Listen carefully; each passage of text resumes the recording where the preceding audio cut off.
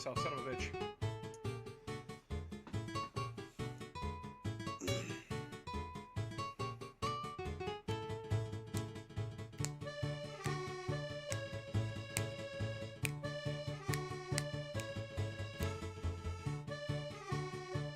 Yeah.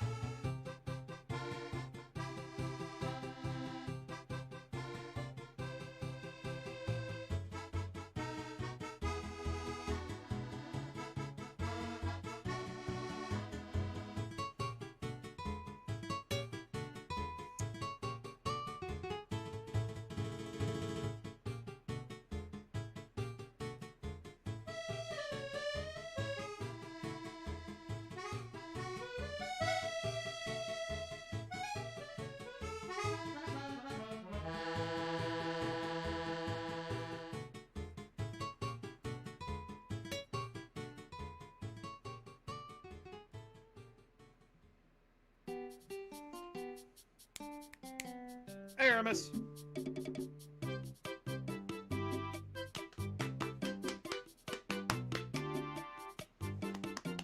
I'm here for the One Piece. Nice. Glad to have you on board. Yeah, we are here to talk about the arcs in One Piece that I actually gave a shit about and read, which is all of them.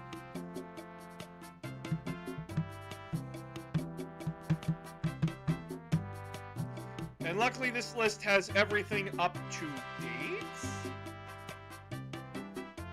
I'm personally about to start my Saba Odi arc with my watching. Okay, then... Huh?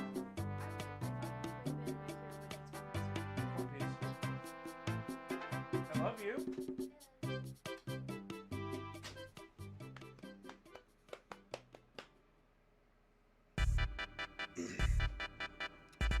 But yeah, no worries about spoilers, though. Nice. Okay. I don't have to worry then.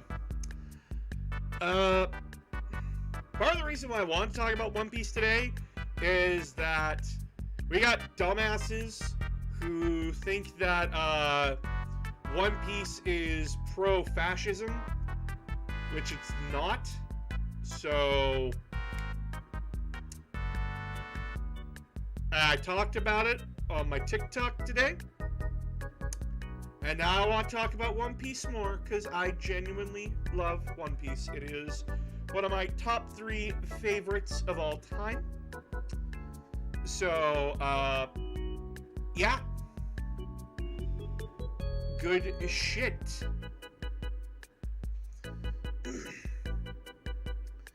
So, what are we judging these things on? Well, we're judging them on story.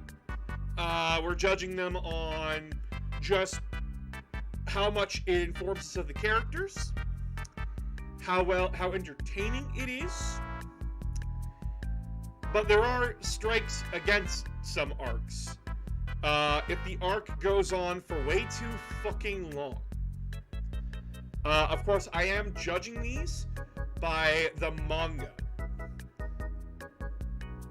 And the manga is a lot faster than the anime. I can tell you that fucking much.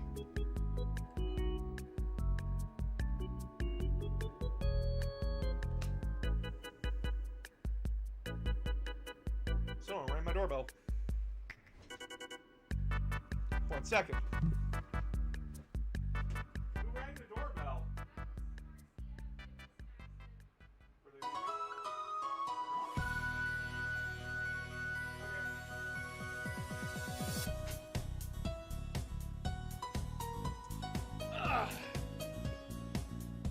All right.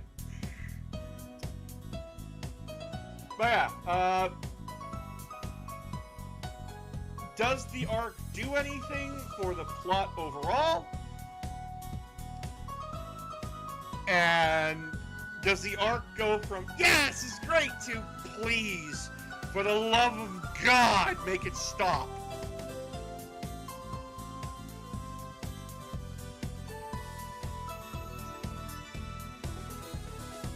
So, yeah, we will be talking about that. So, Romance Dawn, East Blue. So basically this is Recruiting Zoro arc. Well, I could just go with like the first 5 things, which is, because Romance Dawn is considered from East Blue to the end of Logtown. That's Romance Dawn. Romance Dawn has its high points. It has some very boring low points. The whole East Blue saga is really mediocre. Nowadays, it is really mediocre, but then you've got to remember what the Romance Dawn section was. It is the prologue. It's the tutorial area, essentially, of this massive, sprawling world. So yeah, like, when we compare where we are now to where it was, yeah, no, this can be absolutely like, what the fuck? This is weak sauce. But then you gotta go back to that time. You gotta sit there and come to the conclusion. Yeah, like, the weakest of these is gonna be Recruiting Zoro and dealing with Buggy.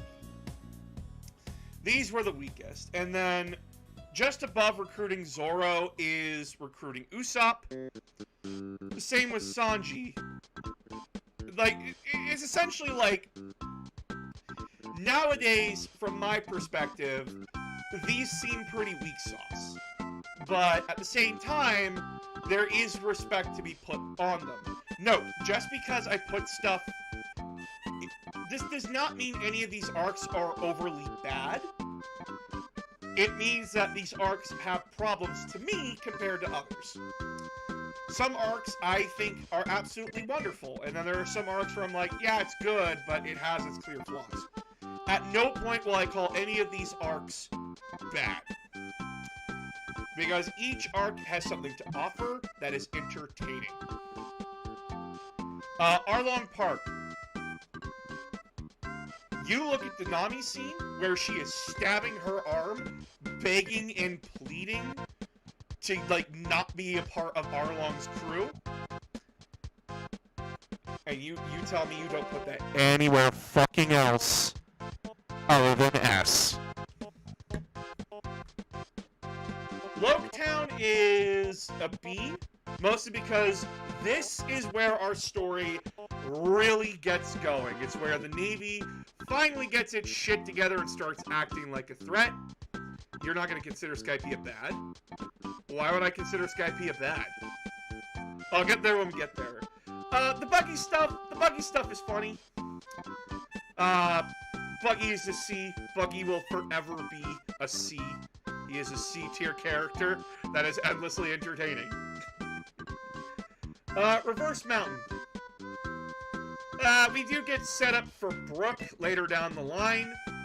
But Reverse Mountain is really the first one that I would consider weak when it comes to One Piece arcs. Again, this does not mean these are bad. It means that, like, out of all of them, I revisit Reverse Mountain the least.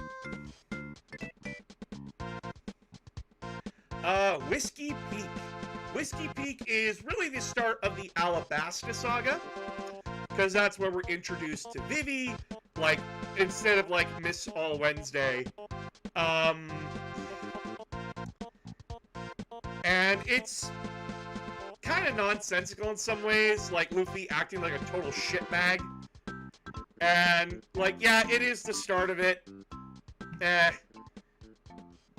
Diary of Koby and Meppo. This is okay. I do like this. It does introduce us to Garp, and it does show us Koby and Hellamempo actually improving and actually going through the steps to become decent human beings.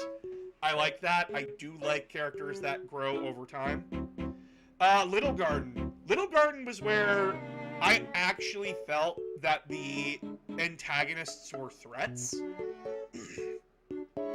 like they actually were scary when it came to our protagonist's safety.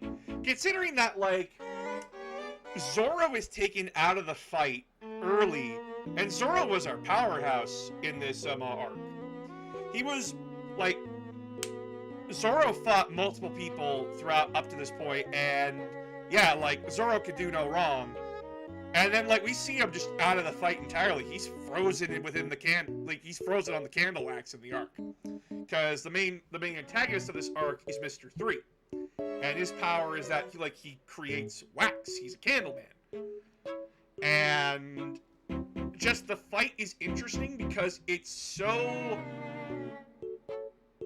chaotic and it's not straightforward. Because, like, Mr. 3, he's not a physically opposing man. He wants to keep people locked in and caged. And his partner, who is this painting lady who hits you with different colors, can really control where you're going. So it creates this really good balance of conflict where the bad guys are trying to keep Luffy and Usopp and everyone else who isn't trapped within the candle prison caged and contained while they try to deal with them. And it really builds like this teeter-totter balance where, like, it could swing either way. If Luffy just gets one good shot in and Mr. 3 can't dodge it, he's done. Which is really, really good. I really like this arc. Little Garden is a really good arc. It also introduces us to the absolute chads of Dory and Bragi.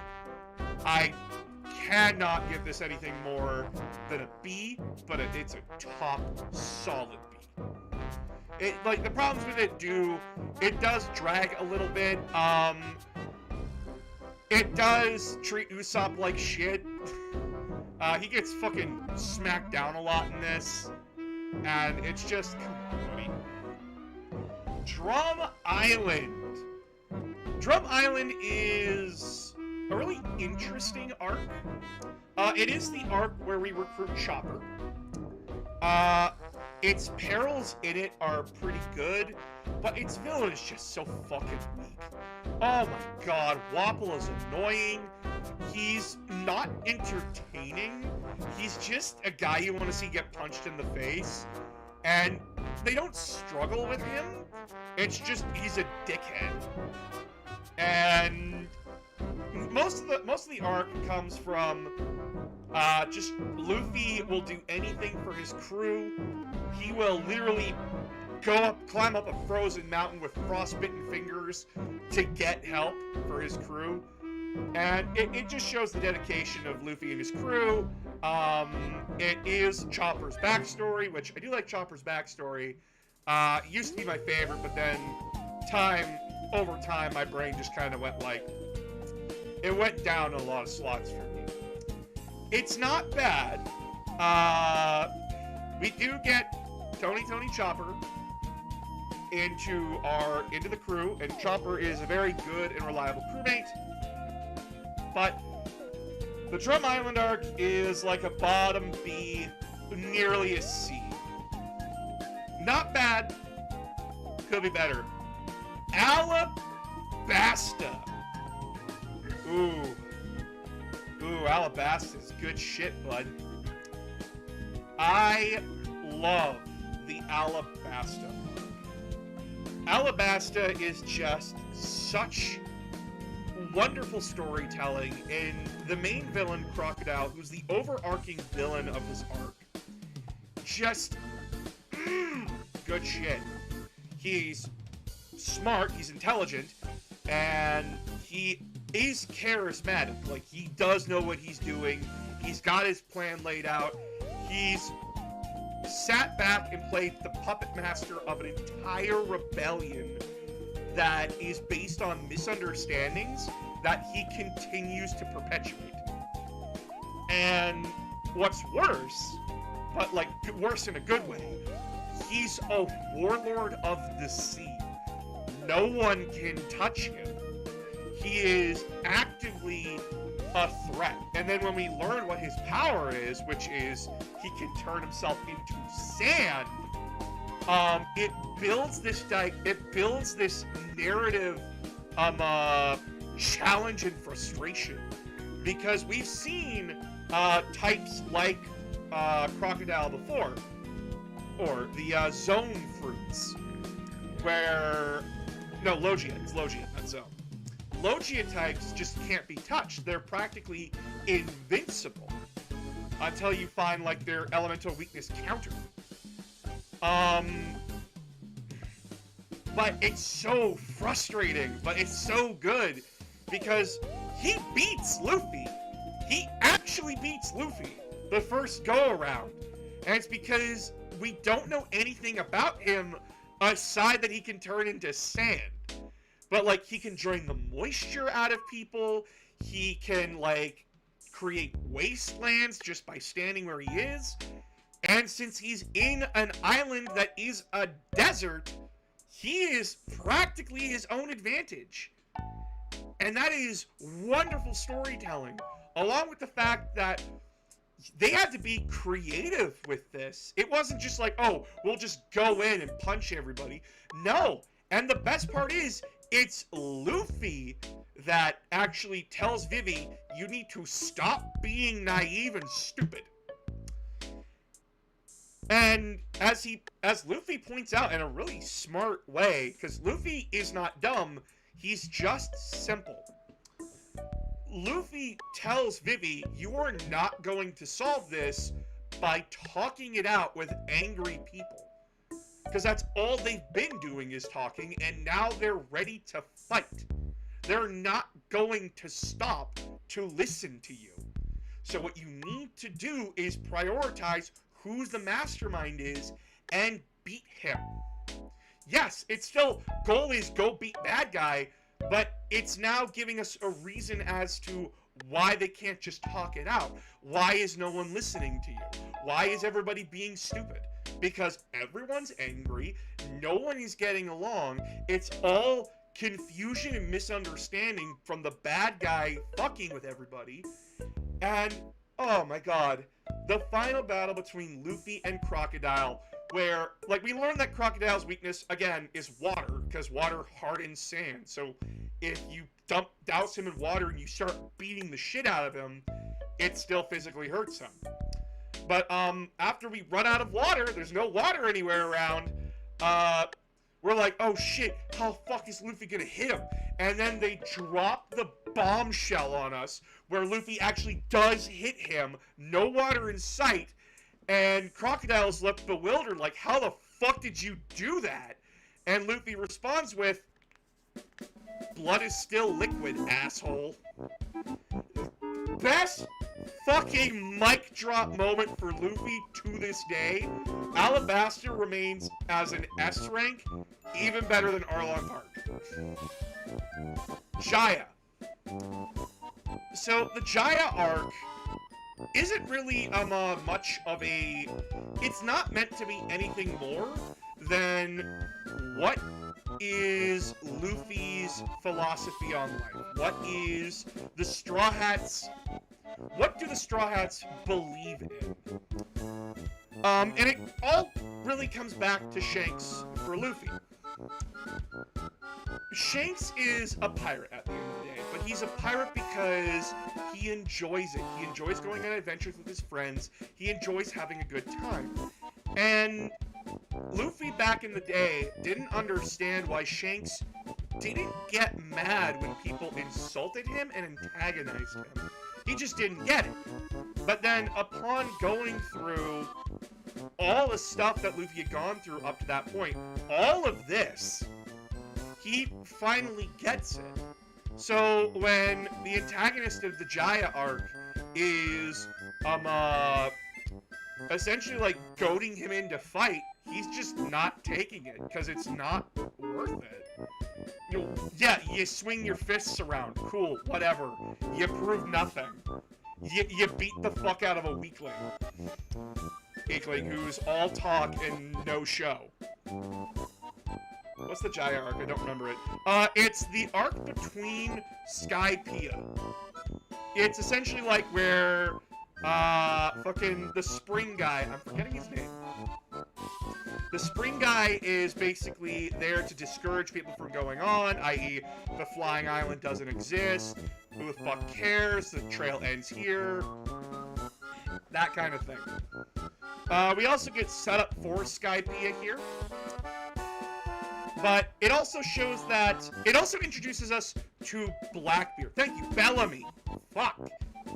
But it also introduces us to Blackbeard, who we learned about in the Alabasta arc from Ace, because Ace said, I'm hunting him down.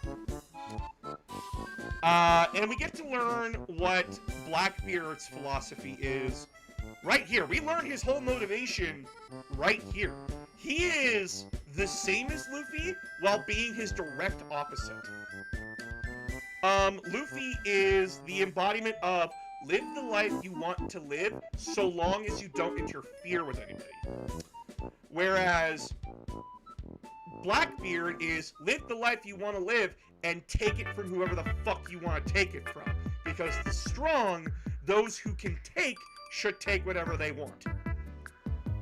They both have the same philosophy, is that live the life you want to live, but they're two very opposite extremes. Are movies canon? Movies are not canon, sadly, though One Piece Red and One Piece Gold have canon elements within it. Which is weird. So, like, the events of the movies aren't canon, but the characters within it are. So, like, in the example of One Piece Red, Uta is canon.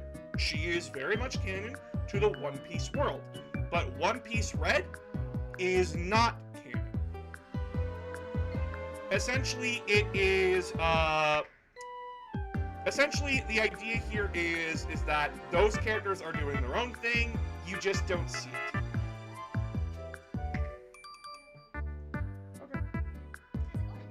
We're going good. This is my list is so far. No, D does not mean bad, it just means the weakest. At no point have I ever called any of these bad. I would say for me, D tier is the least amount of plot progression. Yeah.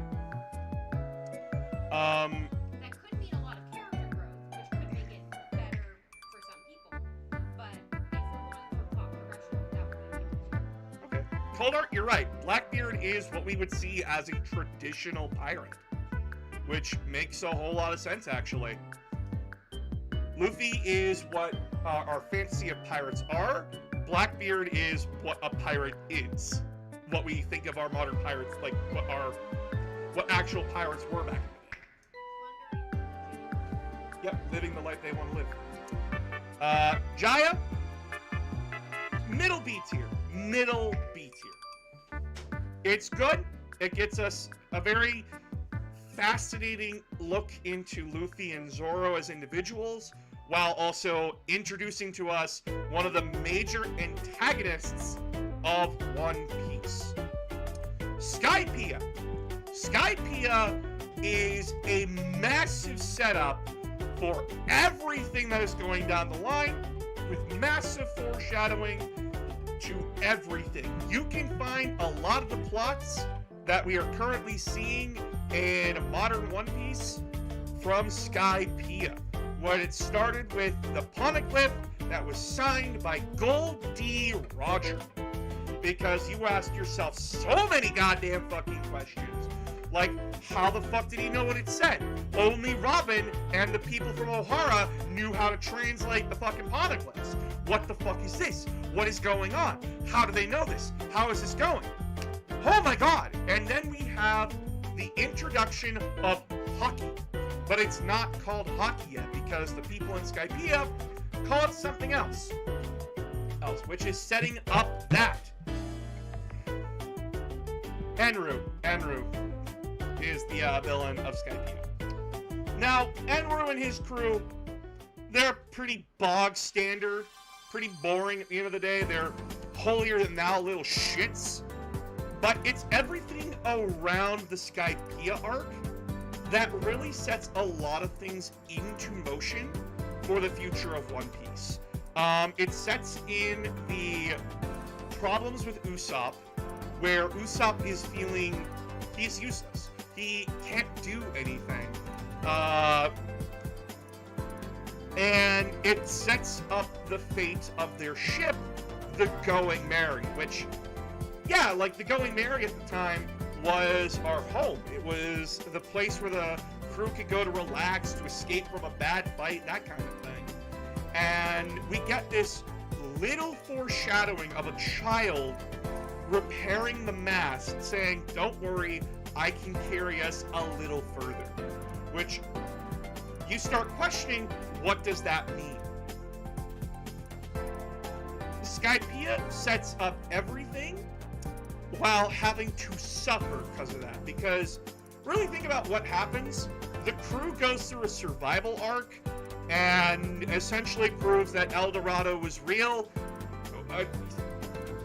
a full 100 years too late.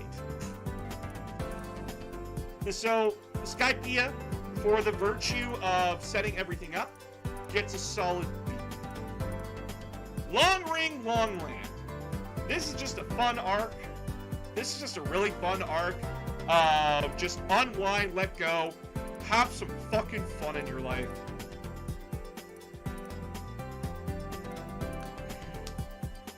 It is just fun.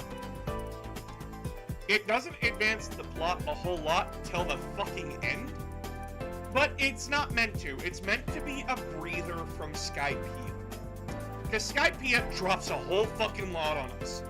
And Long Ring is a very welcomed little breath of fresh air. It's not too long, it's short, it's sweet, it's fun, and then it introduces my favorite admiral, fucking the ice guy, Kuzan. It introduces Kuzan to us. Aokiji. No, it's not Aokiji. No, it is Aokiji, because I'm thinking of Aikido. Oh my god.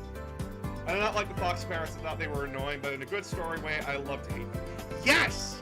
They're like the Team Rocket of fucking One Piece. I like them for that. It's not getting an A, but it is getting a solid B. It is getting a solid B. It's a good breath of fresh air with a oh shit moment at the end. Water 7. Oh. This is where dominoes start to get set up, and where dominoes are also falling at the same time. And where the Straw Hats are put to the fucking test. Water 7 is a beautiful setting. I love Water 7. I love the idea of a city of water. I love that shit so much. And the fact that it has its purpose. It's a place where you can go to get your ships built. I love the little attention to detail that there's just broken up ships that just make up some extra bit of land. I like that a lot. We also get introduced to the Frankie family. We also get Usopp's arc, where he and Luffy have that argument, their breakup, and Usopp actually gets some really good shots in on Luffy. He was never going to win, but it's heartbreaking to see Usopp, a character that we relatively enjoyed, having to go through this, where his reasoning is that if the ship is replaceable, so am I. And it's heartbreaking to see. And just that, how it keeps setting up problem after problem, challenge after challenge. And we're genuinely wondering, are the Straw Hats going to stay as a unit after this? There is some frustration. Fuck me, I guess. The train part of this arc is just kind of pointless. We don't really get anywhere thanks to it. So that kind of drags it down a little bit. Getting to the fucking train is a little bit of a fucking hassle. But otherwise, Water 7 is amazing, but just those little bits and pieces really drag it down. I also do not like people that shoot out food from their nose. I don't care if it's edible, Oda. I'm not eating it. Enies Lobby. You ask any One Piece fan what their favorite arc is in One Piece, it is the Enies Lobby arc.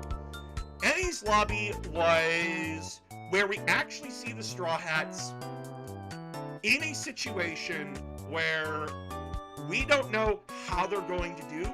We don't know how they're going to make it out of this, because Water 7 already proved that they're broken up. Like, they're not doing okay, but they come together for Robin's sake. Oh my god. Like, most of the stuff that you see from One Piece comes from Enies Lobby, where the crew is standing together, they're all staring down the government and CP9, who is like the CIA of the world government, and no one will ever forget the moment where Luffy basically says, "You know how important you are to me, Robin? You want to know how important all these people are to me? I am willing to declare war, because you're my friend and I care about you." When Luffy orders Sogeking to shoot down the flag,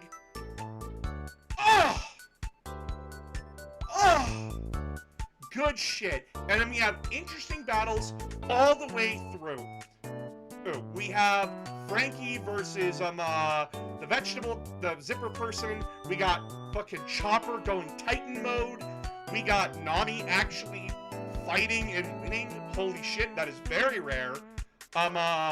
We got Sanji defending Usopp and showing like, yeah, no, we never considered him weak. He is a good guy. Fuck you.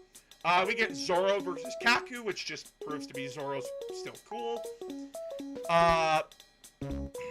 And then there's Luffy versus Lucci. Son of a bitch, that fight will always be epic. But we also had like Luffy show off gear 2. And that was really cool. Enies Lobby gets an S rank. Flat out, no arguments. Post Enies Lobby. Post Enies Lobby is the massive calm before the storm. This arc is very much, it is setting up to break our hearts. As we learn that the Straw Hats get their new bounties. All of them get bounties.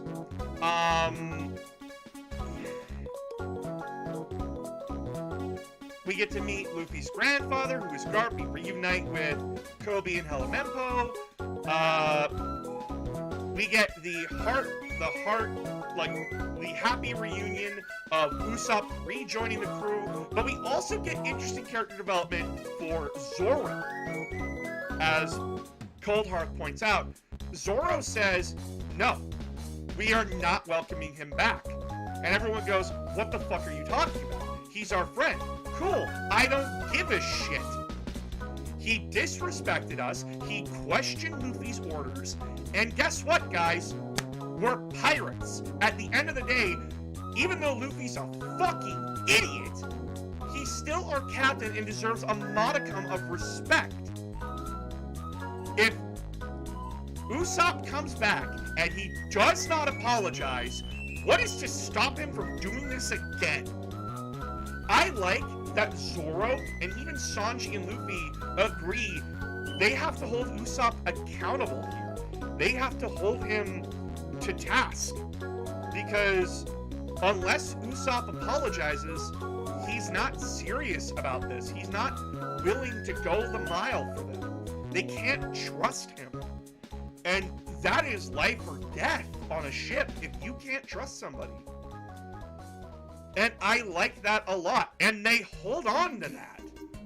Even though Luffy fucking hates it. He hates the idea of abandoning Usopp. He has to be an adult about it. He has to hold Usopp accountable. They're not kids. They're pirates. They gotta do that. But, like, the second that Usopp apologizes and admits to his faults, and the fact that Luffy just starts breaking down and crying and is like, get the fuck on the ship, you dumb idiot. Absolutely wonderful. And then it explodes, dude. It explodes with Ace versus Blackbeard. We get to see Ace fight again. Fire Fist Ace, who is like really, really cool. And we get to see Blackbeard fight. And we're like, oh, it's two Logia types, so how's this gonna work? Blackbeard works differently than other Logia types. His fruit actively hurts him. He has to take on the pain, which is complete opposite of what everything else is. But he shuts other people down. He is nothing but control. He takes everything away.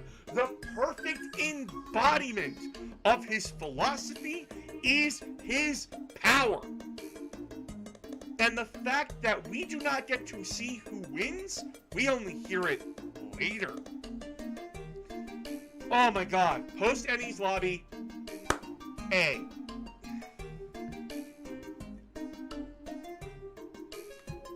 Thriller Bark.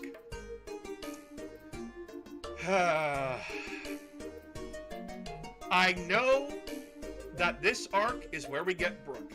I love Brooke. I think Brooke is a really fun character. Aside from the panties bit. Fuck the panties bit. But Thriller Bark, oh my god, it can be a slog, man. It's good. It has its good moments, but there's a lot in it that I don't like. I don't like the perverted fucking invisible guy. I fucking hate that trope. Gecko Moria is interesting for his power set, not as an individual. He's not a very interesting antagonist.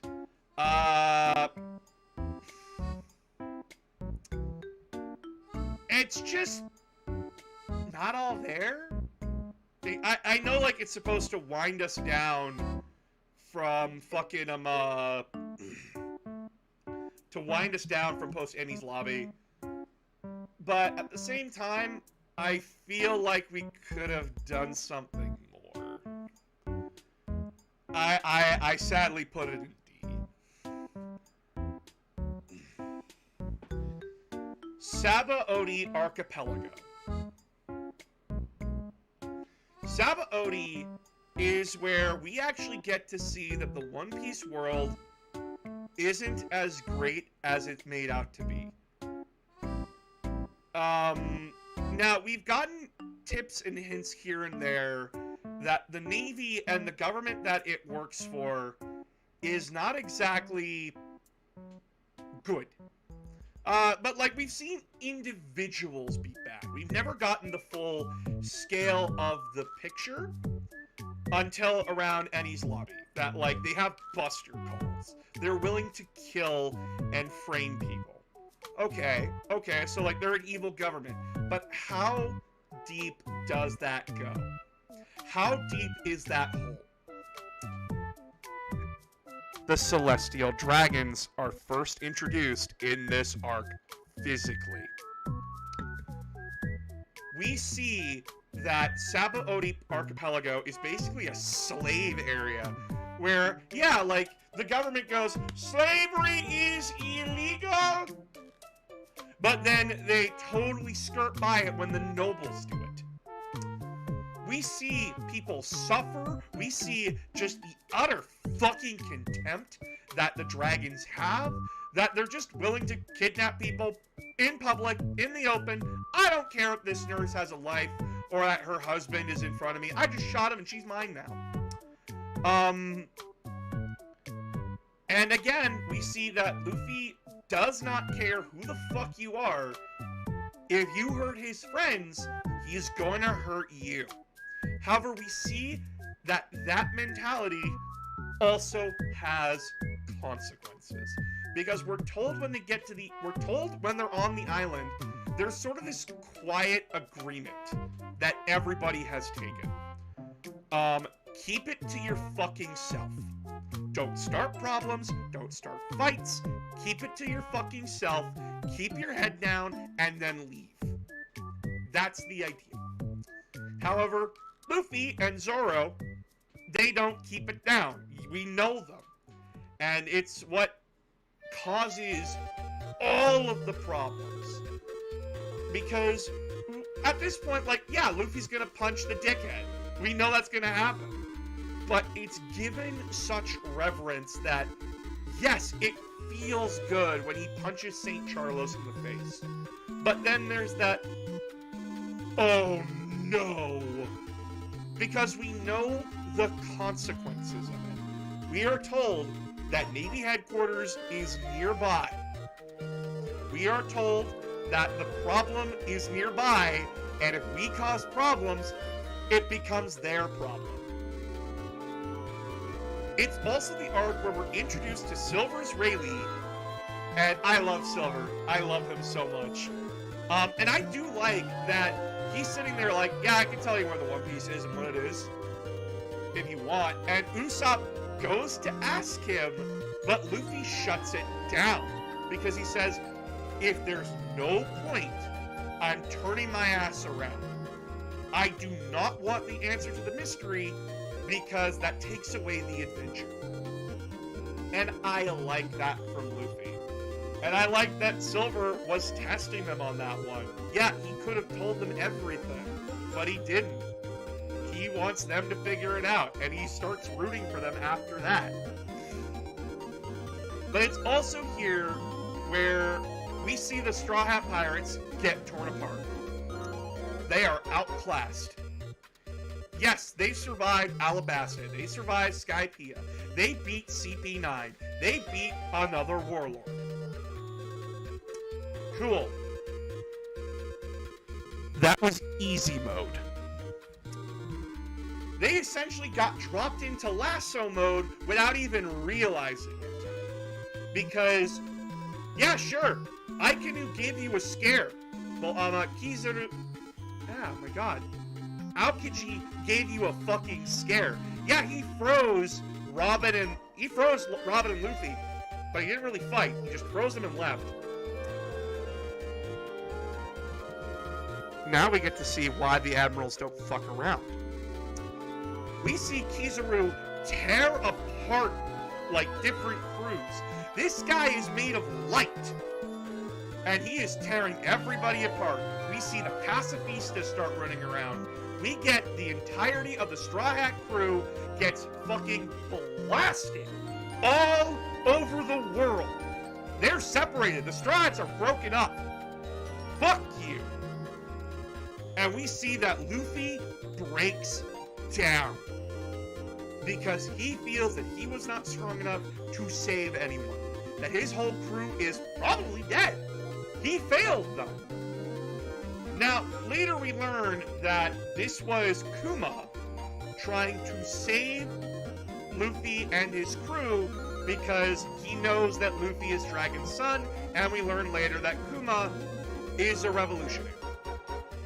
But, oh my god, this arc is wonderful.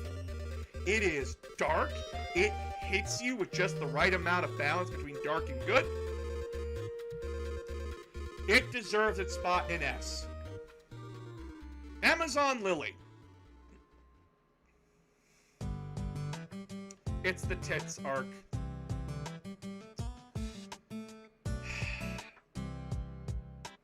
It is setting up the war. It is setting up the Summit War. But god damn it. Yes, it has snake girls in it.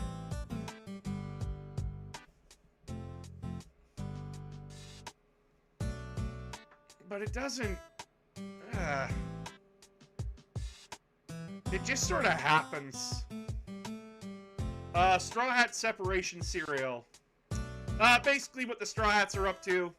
It just kind of gives us an update while we're waiting for Luffy to get to Impel Down to break out Ace. Because it's here in Amazon Lily where we learn, yeah, no, Ace has been arrested, he lost to Blackbeard, and Blackbeard used that to become a warlord. Shit! We learn everything from Amazon Lily at the end.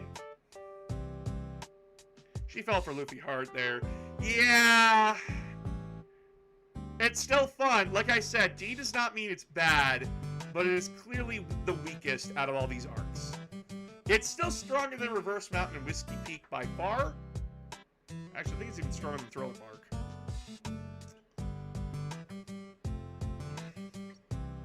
Impel Down. Oh god, Impel Down.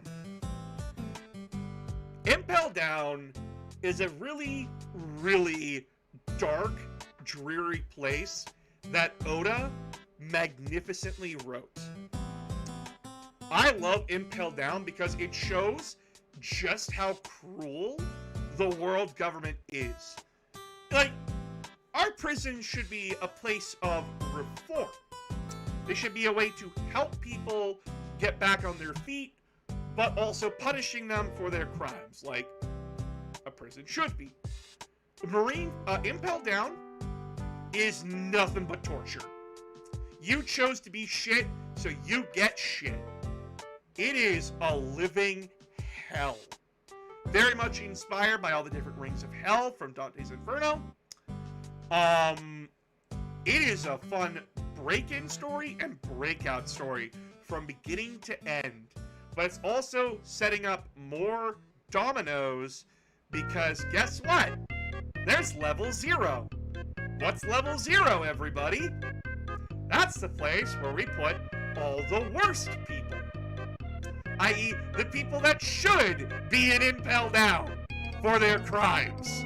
They are monsters, they are horrible people, and they deserve to be locked away and forgotten.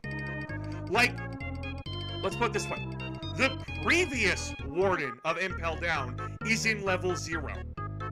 Because, and I quote, his cruelty was too cruel, even for us.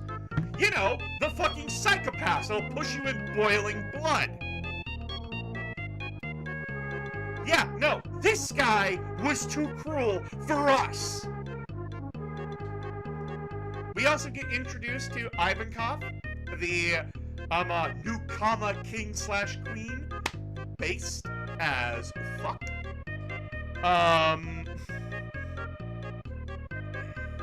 Showing that Oda is not just okay with drag, he is okay with transgenderism. So, based Oda. I love the Venom fruit. I love that people thought, like, it's a Logia type. No, it's a Paramecia. It doesn't turn him into poison. It does not make him immune to poison. He secretes poison. That's the difference. He controls it and secretes it. He is not a Logia type, which is interesting. I love the Venom fruit. I think Impel Down gets an A. We also get introduced to Jinbei, who is best boy. Fuck you, I love my fish man. But we also get Blackbeard breaking in too, where Luffy and Blackbeard run into each other again, and Luffy's like, oh my god, it's you. You're the one who beat Ace. Yeah. And he came to save your dumbass. I was after you. But then he came in and made everything so much easier. I love that little bit of venom from Blackbeard. I love that, again, it's no hard feelings. He's not doing it out of spite or malice. He's doing it to accumulate more power. And again, he looks at Luffy like a stepping stone, not a threat. And he isn't doing it out of spite either. He doesn't hate Luffy. He's just, you're on the way, kid. Like, he lets Luffy get past him. He doesn't give a shit. Yeah, sure, run along, go try to save your brother. I have more important things to do down here. And he recruits the worst of the worst. So yeah, Impel Down. Marineford, the Summit War.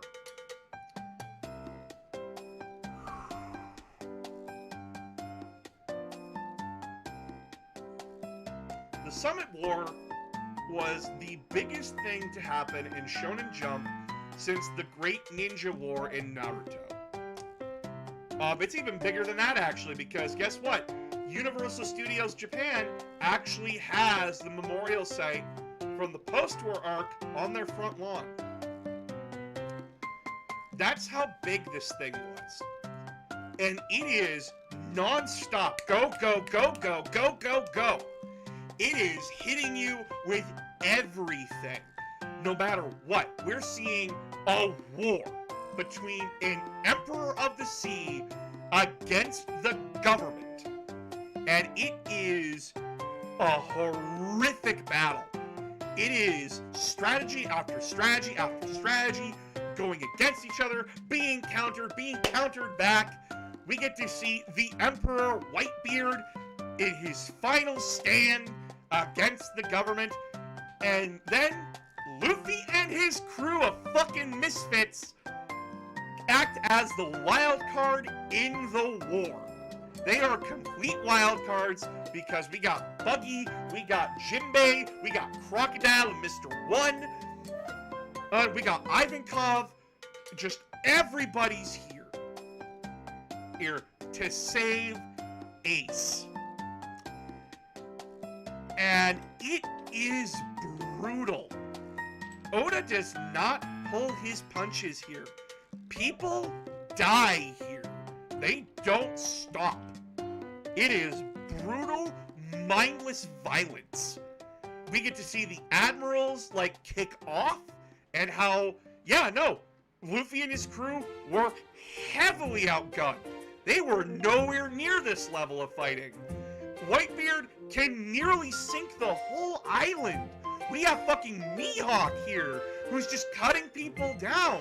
We got fucking Don Flamingo, who's been shown since Jaya. And we get to see how fucking terrifying he is. The Marineford arc goes to show more and more that the Straw Hats were not prepared for what was beyond the Red Line. And it all comes crashing down when we save Ace.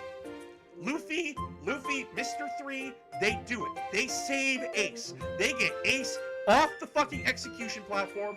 The goal is go, go, go, go, go. Get the fuck out of town. Don't stop. Don't look back. Everybody cover Ace and Luffy. And then Luffy collapses. Because you gotta remember, what the fuck did Luffy just go through? He just went through Impel Down. He went through all the hells. He went against some of the strongest bad guys he's fought at that point. He was dying not 13 hours ago. And then Ivankov only gave him essentially an adrenaline shot. His body is done. He collapses. He can't move anymore. And even worse, Ace's bad habit where if you insult his father figure, if you insult Whitebeard or Gold Roger, who is his biological father, as we learn in this arc, he'll stop to punch you. And Aikinu, the Magma Admiral, knows that. And using that weakness of keeping Ace here and seeing Luffy collapsed, he sees a free, easy kill. Straw Hat Luffy, a problem for the government? Fuck yeah, I can get rid of that. Leading to the death of Ace, as Ace uses his body to protect Luffy. All of that build-up from post-Enies Lobby to now, we lose again. Everything from Sabaody Archipelago to now is Luffy losing. Each fucking time. He loses at Sabaody. He loses at Impel Down. He loses here. He loses his brother. In front of him. It is one thing to see your crew get teleported or just poofed out of existence. It is one thing to see that. It is another thing to see your brother with a fist the size of your torso through his fucking chest.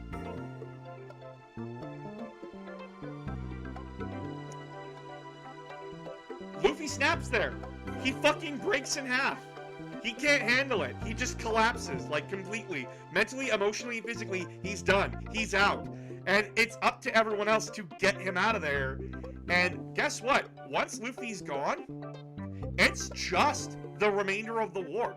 It's just Whitebeard versus the government, and Blackbeard comes in, kills Whitebeard, steals his fruit, and it comes back to Kobe. Kobe is begging and pleading. The fucking nerd that we were introduced to in episode 1 is begging and pleading that this war stop. It is done. Who else has to die and suffer? We got what we wanted. Ace is dead. Whitebeard is dead. Who gives a shit? We've won! And then we get our once-in-a-year Shanks cameo, where Shanks comes in and basically says, yeah, no, anyone want to continue this war? We'll happily fucking end it. So you either stop now, or we'll stop it for you.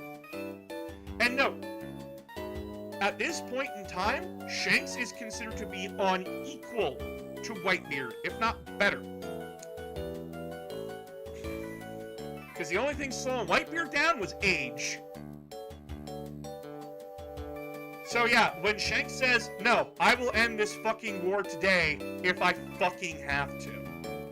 Whether it be through my sword or through my words.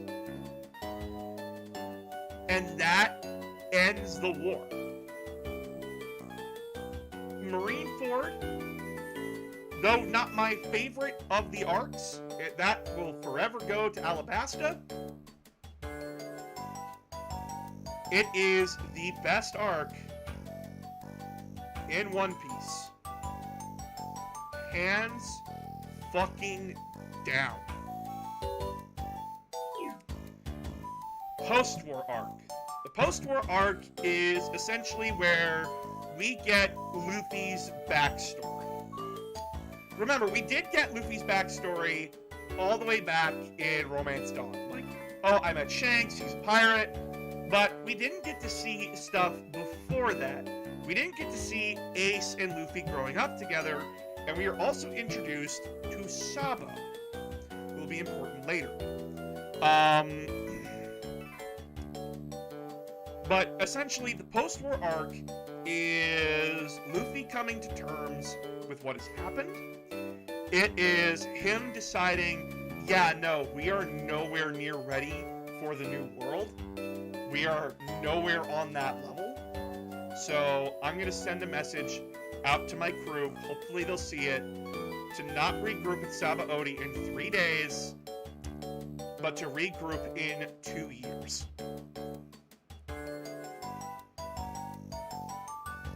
And that is... Jesse, keep it on task. Keep it on topic, please.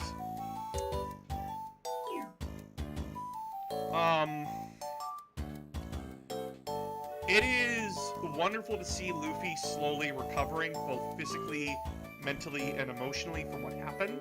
I am very happy that Rayleigh is that guiding hand for him.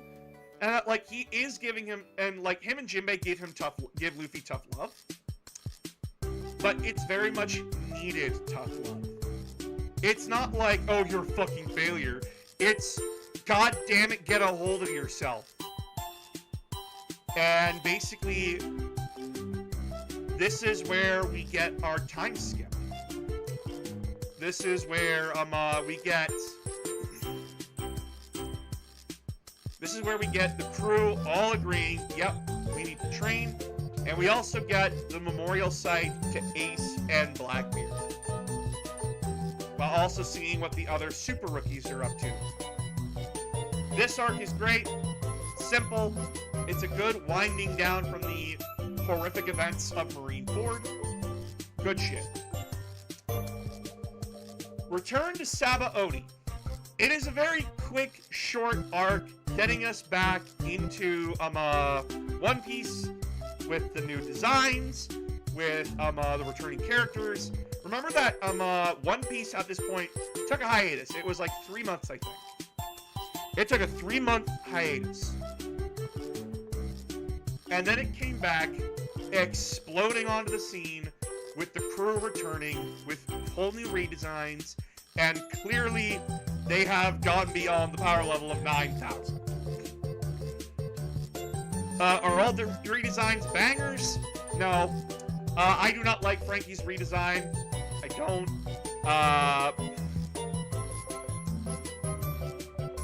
But it does reassert the power dynamic now, and we get to see Haki being used, which is really, really cool. Oh, but again, it's very short, it's very quick. It's just crew finally regroups. They agree they're going to Fishman Island. Go from there. It doesn't do much, it just gets the plot going. Fishman Island. This is where, essentially, we do get to see the Straw Hats flexing their muscles. They are flexing their muscles and getting themselves ready for the new world. And, essentially, somebody that would have been a problem back around the time of Alabasta is not a problem to them. At no point did I ever feel that the Straw Hats were in danger. This was easily handled, but what Fishman Island sets out to do is world build. It is there to build up what these secret weapons are, who these major characters are, who the emperors are in the modern One Piece world. There's been a lot of shakeup, and we do get to see the consequences of Marine Ford. We do get to see the consequences here, because Fishman Island was Whitebeard territory. People knew not to fuck with it because Whitebeard was around. But guess what? The Whitebeard pirates aren't around anymore. So they had to go look to someone else to protect them. Big Mom, who's another emperor, and that we would build up to later down the line. We also do get like a very good allegory for racism within the One Piece world. We get Fisher Tiger, who is an interesting individual. Very much, best comparison I can make, he is the Malcolm X of Fishman. And that I like that there was the dichotomy of him and the Queen. He respects the Queen. He respects what she's doing. He doesn't agree with it. He doesn't see that humans can be reasoned with, because he's seen the absolute depravity and horrors of humanity. He can't forgive them. Which shows how broken of a man he was. And not like, oh, he couldn't handle it. No. The man was damaged. He was hurt. And he couldn't get over that. He knew that he couldn't. He would die with hate in his heart. And that made him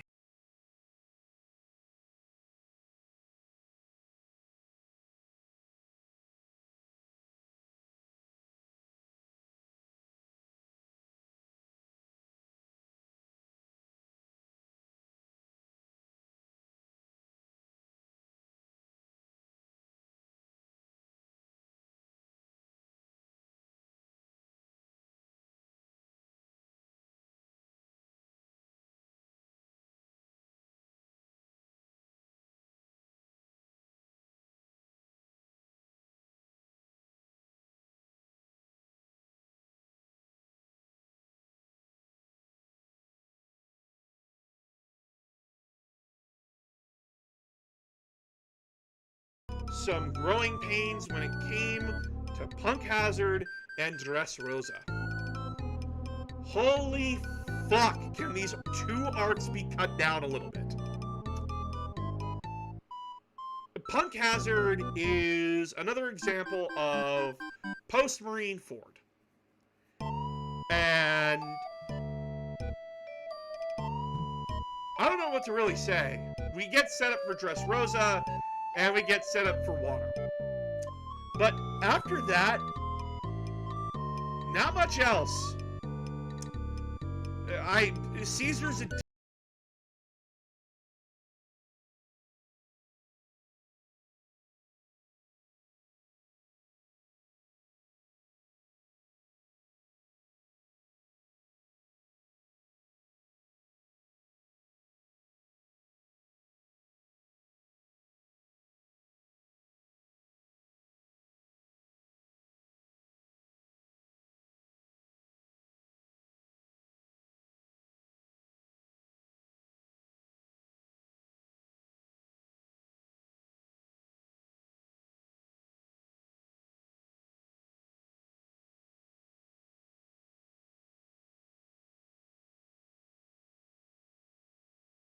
But underneath that mask is a horrific tragedy of a royal family being broken up, of people being kidnapped, turned into toys, where their family will forget them. They won't even know that they existed.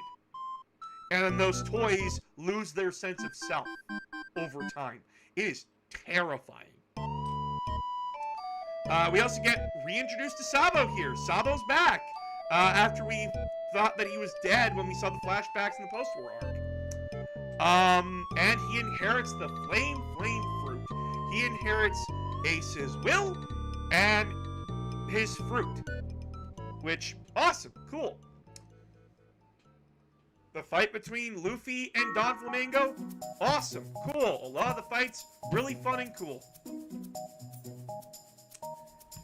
This is the longest fucking arc in One Piece. Oh my fucking god. It is so fucking long. It takes its sweet fucking time. Like, oh my god. The anime takes fucking forever. Guess how long we were stuck on Dressrosa for in the anime? 2 years! We were stuck there for 2 years! Oh my god! I've seen snail races that end faster than this shit. The manga, thankfully, was not as long as the anime, but guess what, guys? Until Wano came out, Dressrosa was the longest arc in One Piece. Oh my fucking god! And you know what's worse? You know what's worse? Canonically, Dressrosa only takes part of 1 day. The entire plot happens within a day.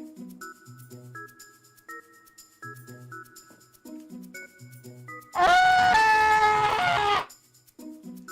It takes forever to get going. It takes forever to get somewhere. But you sit fucking through it. You sit through it because Don Flamingo's crew is interesting. Don Flamingo is an interesting baddie. An absolute horrible piece of shit of a human being because he's a former celestial dragon. And he's a terrible fucking person. But he's interesting because guess what? He actually cares for his crew. If you fuck with his crew, you fuck with him. We also get more stuff for the Super Rookie Law, who is a really cool character, one of my top 5. But fuck me, dude. Holy shit. Does this arc drag its fucking heels? Holy shit. Like, it's B, but it's skirting that C. Holy shit. Exactly. Dressrosa tests your fucking patience. Zhao. The furry arc. I give it the B rank because it at least world builds. We get to see a giant fucking elephant, and Phoenix loves elephants. Whole Cake Island arc, or as I like to call it, the Sanji trauma arc. So, we got to meet Sanji all the way back in East Blue during Romance Dawn. We don't know how he ended up on the ship that he was on. We don't know how he got there. Whole Cake Island shows that Sanji's character was not done. His backstory hadn't been fully revealed to us. Fun fact, did you know that Sanji was born to a family of Nazis? Eugenicist Nazis? And that his father's a terrible piece of shit? Sanji was supposed to be an emotionless super soldier that would kill on his father's orders. But thanks to his mom, he didn't turn out that way.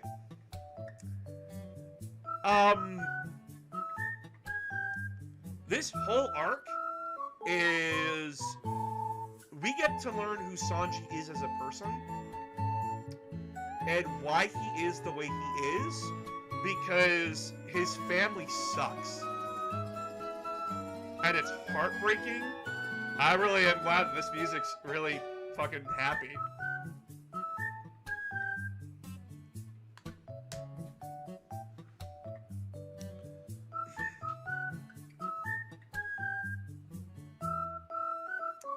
This is also the arc where we get to fight the Big Mom Pirates. But that is background to what's really going on. And essentially, it's one of our top 3 fighters and Luffy going at it, essentially. Sparring verbally and physically. But we also get to see, like, how dangerous an Emperor's crew really is. Like, Cracker, the first guy that we fight from the Big Mom Pirates, he gives Luffy a run for his money. And again, like, our crew is separated. It's just Brook, Chopper, Luffy, Nami. It's just them here. Everyone else has already gone ahead to Wano. Is Mr. Pink in Dressrosa? I think so? But yeah, like, the Whole Cake Island arc is really just the Sanji backstory arc. And it's good. It's really good. But we also get to see, like, how terrifying the Big Mom Pirates are. So, like, not A, but close. Just under Little Guard, in my opinion.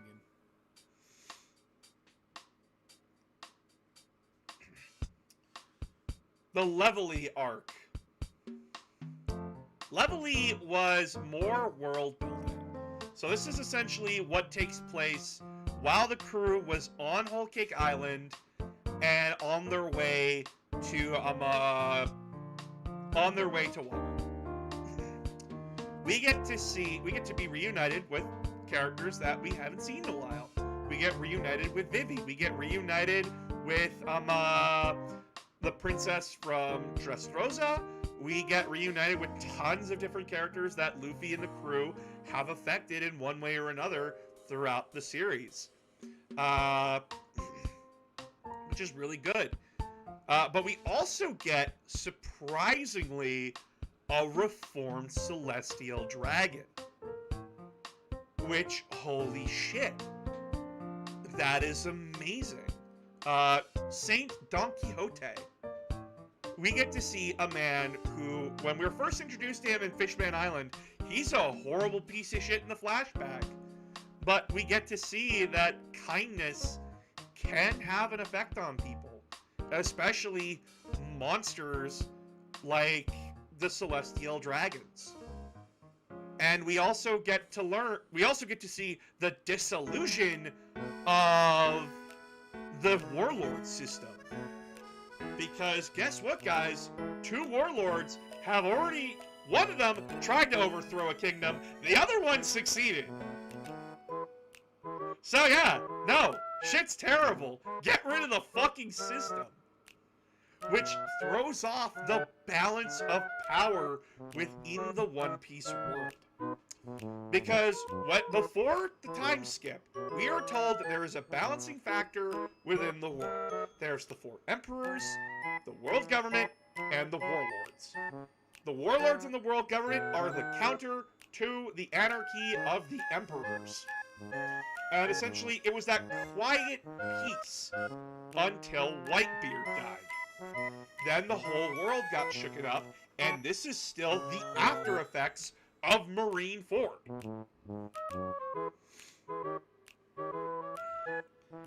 And after, when it was revealed that Don Flamingo, another warlord, had broken the government's laws and they couldn't hide it, thanks to an admiral named Fujiwara, they had no choice. They had to dissolve it. And we get to see the immediate consequences of that. The Navy goes up against all the warlords. They start hunting them down. Like, they go after Mihawk, even though they know how dangerous he is. They go after the Kuja pirates. Everybody.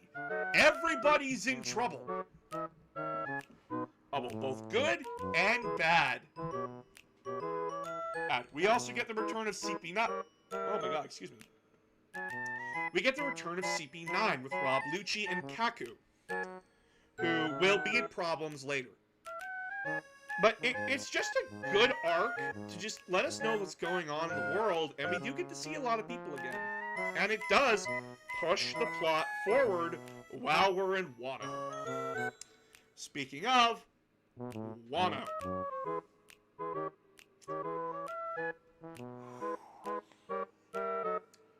Wano, the best way to describe it is that it's set up like a Japanese play. Like a traditional Japanese play. And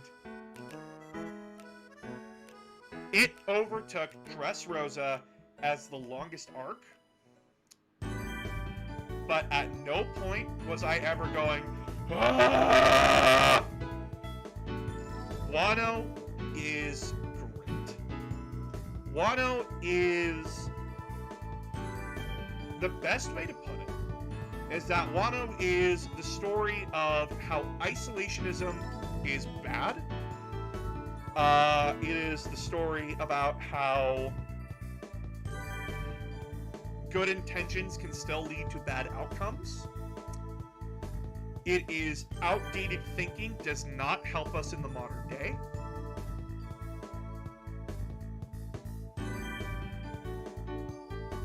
And it's just a good story from beginning to end. It is absolutely amazing. And then the anime blows us out of the fucking water. As One Piece officially at this point, when it comes to Wano, had decided, this isn't its official name.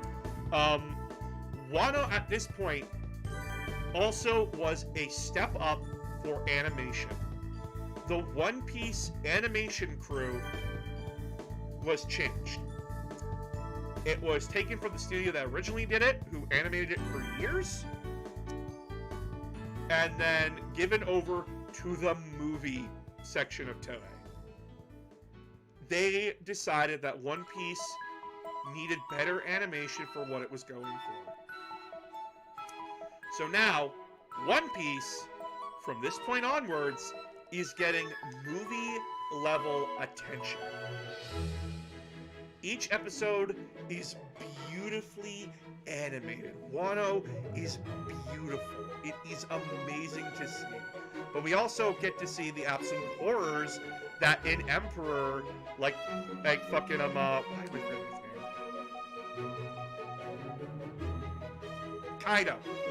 We get to see the horrors that Kaido inflicted upon somebody while on, like, the land of Wano, while fucking snakes in fucking office just lounged around and let people suffer. And yeah, no, it is very much like this is the ultimate political statement. And arguments can be made that Wano is extremely anti-conservative. But it's also nuanced. Like, after they beat Kaido, it is not just, the doors are open! It is, I'm going to wait a bit. I'm going to wait a bit and rebuild my country from the horrors that we just suffered. Because holy fuck, we need a break. Hey, but once we're recovered enough, we will open our borders and we will let people in. And we will go exploring ourselves. And that's really, really cool. That's really good messaging and themes. Wano is, as Aramis just said in the fucking comments there, it is the arc. It is where we get to see what Wano is like. What is One Piece Japan like? We get to see Gold Roger in his fucking prime. We get the past. We get so many questions answered, but at the same time, we get more, which is good. Not like the, oh my god, more. It adds to the mystery in good ways. The fights are spectacular and epic. We get to see the absolute best of the Straw Hat Pirates going up against the Big Mom Pirates and the Beast Pirates. Oh my god, it is amazing. We get our first on-screen canon of either gender fluid or transgendered character. I don't remember which one was which. But holy shit, Kaido's kid is great. We also get Gear 5, Nika, the Sun God, which... Oh! The reveal of Nika, the Sun God, is amazing. It is absolute hilarity. To all the shoes that need their fit. And to-dos... Shut up. It is amazing. It is like watching a Looney Tunes cartoon fight. It's great. It's wonderful. It's amazing. People have said, yes, the arc is long. But I think, manga-wise, it's perfect. It's great. It is the best example of what One Piece really is. And I think Oda outdid himself. I think he did a really good job of it. So, it gets above Alabasta, which is my favorite arc, but it is below Marineford. Just nothing right now is topping Marineford for me. Marineford just does everything right. Wano is just, yeah, it's a little too long. Alabasta is my favorite personally, but it does have its flaws. But Marineford is the best arc out of One Piece. It is the one where this either makes you or breaks you as a One Piece fan. I have seen people stop One Piece because Marineford was just everything. They couldn't take it anymore. And not in a bad way, it's just like, I don't know how you top that. But clearly, Wano gave them came very, very close. If it just cut itself down just a tiny bit, it would have been perfect. But again, this list is not saying that any of these arcs are bad. Arcs are clearly better than others. Just because I found Whiskey Peak to be the most boring out of all of them, does not mean I think Whiskey Peak is bad. I just think it's the weakest out of all the arcs. Because it's just there. It gets the Alabasta arc started, and that's it.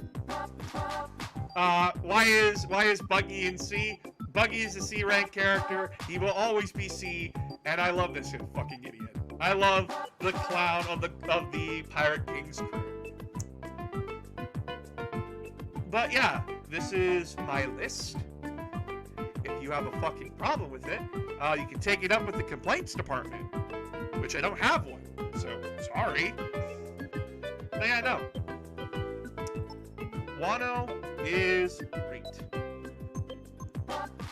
Some arcs gotta be filler. It hurts, but it's true. Exactly. Some arcs gotta be filler. It's not fair, but sorry. It's fair to me.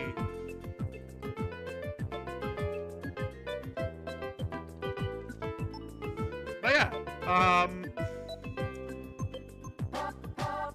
what were your guys' favorite One Piece episodes?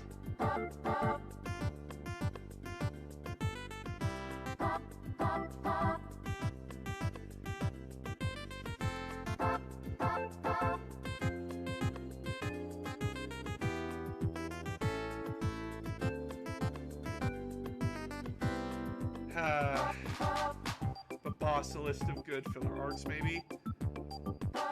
The problem is I don't really like filler arcs.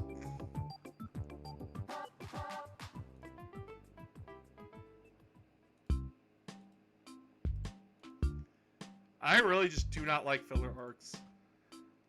If you have something to fucking say, you fucking say it. Filler arcs, I know a lot of the time is just the anime trying to give the manga time to get ahead so he can catch up. But, god damn it, I can't do it.